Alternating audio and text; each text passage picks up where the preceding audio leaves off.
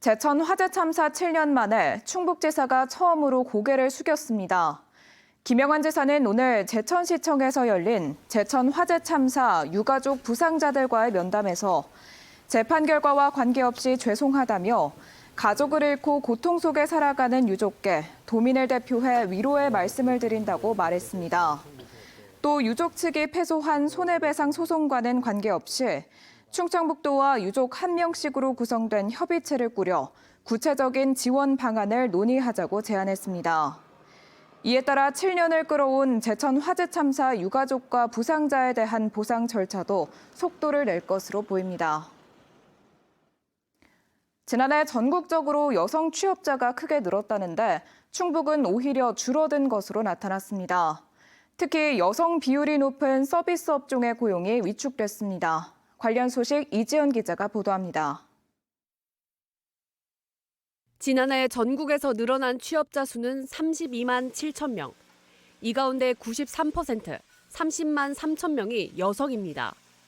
새로 취업한 10명 중 9명 이상이 여성이었다는 얘기입니다. 그런데 지난해 충북의 여성 취업자는 38만 8천 명으로 전년보다 오히려 4천 명 줄었습니다. 남성 취업자가 55만 명으로 1만 7천 명 늘어난 것과도 대비됩니다. 전국의 취업자를 보면 여자 취업자가 더 많이 증가한 것으로 나타났습니다. 충북은 남자 취업자가 전년 대비 3.1% 증가하고 여자 취업자는 1.0% 감소하였습니다. 업계와 학계는 산업별 수치에서 원인을 찾고 있습니다. 지난해 충북은 도소매 숙박 음식업이 전년도보다 3.5% 줄었습니다. 주로 여성이 일하는 분야입니다. 자영업자가 경영난에 시달렸던 코로나19 여파를 완전히 떨치지 못한 결과로 해석됩니다. 인건비는 점점 높아져 사람 쓰는 게 부담이 됐습니다. 일당이 하루에 8만 원, 9만 원 값쓰는데 지금 15만 원 달라고 그래요.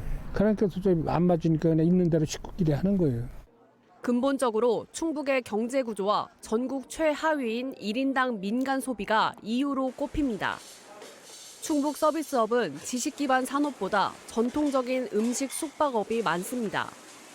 경제가 어려워질 때 소비를 크게 줄이는 분야입니다.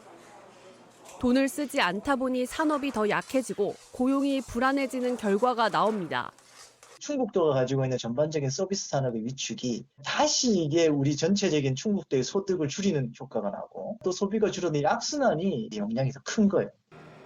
충청북도는 전국 추세에 역행하는 이 같은 통계를 이례적인 것으로 판단하고 이달 말 통계 전문가 등이 참여하는 위원회를 열어 원인 분석과 대책을 논의할 예정입니다.